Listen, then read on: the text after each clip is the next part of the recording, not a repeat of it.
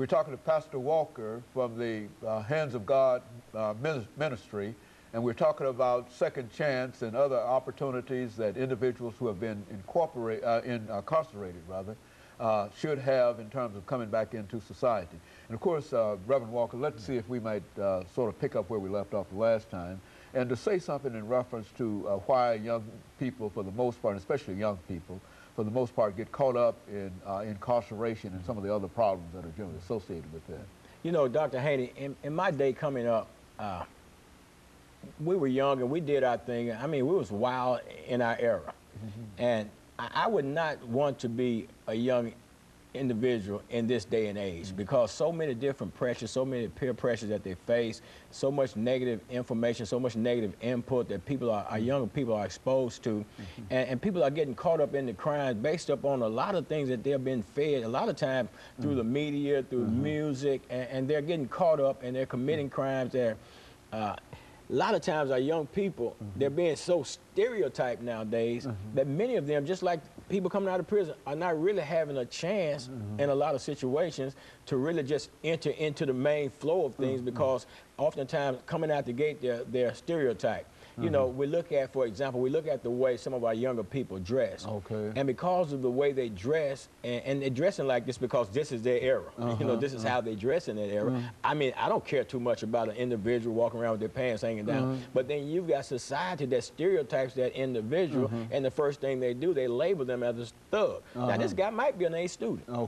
But because he's got his pants hanging down and he's looking like the rest of the people that perhaps may be thugs, then he's being stereotyped as a thug. So what he's saying is, then we're cutting your opportunities off because we're prejudging you at the door. Very good. You know, and you've got your deal that says, hey, I'm an A student, man. I'm in upward bound or what have you.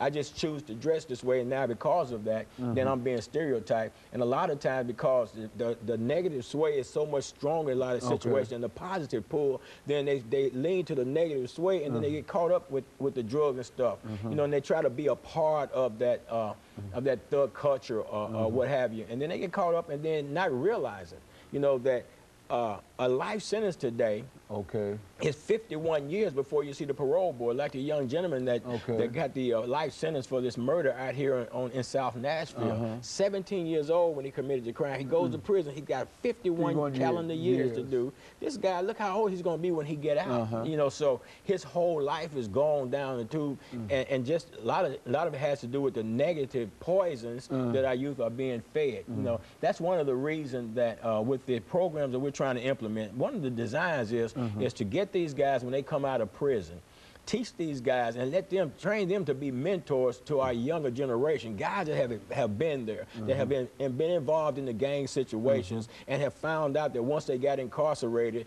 the gangs wasn't really there for them. Yeah, they're there for you while you're in the prison system, but when you get out, you're a gang member, but you're getting out of prison. The gang can't provide you a place to stay. The gang don't provide you with food to eat or anything like that. And these young people that's getting caught up in this, they need to hear it from the people that's been there and they have experienced that and have made their transition from that and trying to enter into a positive flow of society.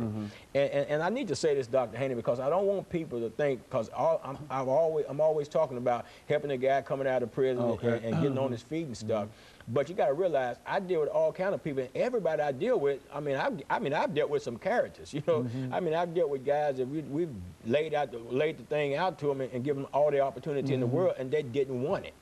But I'm talking about the people that really want to change in their life, really want to do something in their life. These are the people I'm talking about. Those people that don't really want to change, then yes, they need to go back into the prison system, get another dose of that prison life, and maybe then the light might come on. Then when they get out that next time, maybe they'll do something.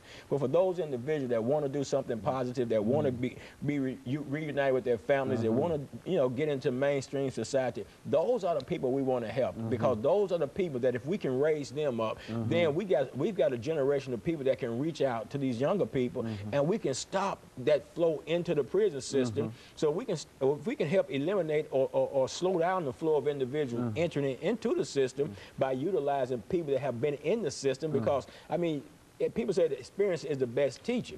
You don't have to experience what I experienced to be taught by. That's right. You can experience my experiences by me teaching you and telling you what I've gone through to help or prevent you from going through that process yourself. And that's what we're trying to do through the Hands of God Recovery Ministries, through the New Beginnings organization. We're trying to put together those type of programs to not only help the individuals that's been incarcerated make that a readjustment back into society, but also to deal with the youth and the young adults and keep them from making those mistakes that I made myself in my youth. You know, it's just by the grace of God that I didn't get a life sentence and end up incarcerated for the rest of my life. But I do know some people that are in prison, I mean, got brilliant minds, but they're gonna have to do 25 years or so in the prison system before they're able to come back into society, simply because they got caught up in the drug game. They you know, somebody didn't pay them money. And first thing you know, you're taught on the streets, you get your pistol and you handle your business. So now you handle your business. In the state of Tennessee, they handle their business. And when they handle their business, they say, okay, you got a life sentence, so you got 85 years at 30%. And now you're in there for 25, 26 years with a baby life sentence, if not a life sentence, because you handle your business. But yet you're incarcerated. You got this brilliant mind that's not serving the public. But we want to reach that individual when he does, when at that time he makes that transition back into society. We want to be there for that individual, Dr. Haney, because what happens is people come out of the prison system and they don't have anything.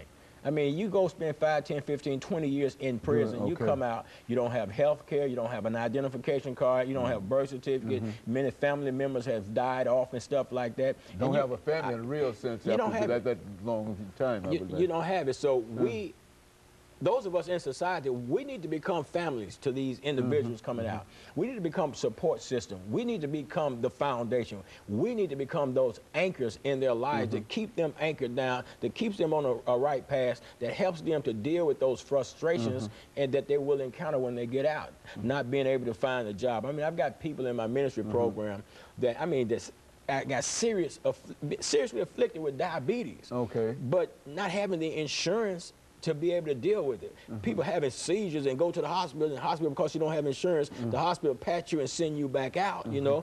And these are issues that people are facing coming out. And Dr. Haney, I believe seriously that it's time for the church to step up. I mean, you know, okay, it's great. We can go to the government, get some grant monies and stuff like that. But it's time for the churches to step up and do something about the issues. Because you can go down through the aisles and count the pews, and I bet you out of 20 people sitting on a pew, 15 of them are affected. Very good. Have relatives or somebody involved. Absolutely. Okay, let us take this second commercial break, Reverend Walker, and then we'll come back and deal with our final segment, and we'll be back with our audience following this very, very short commercial break.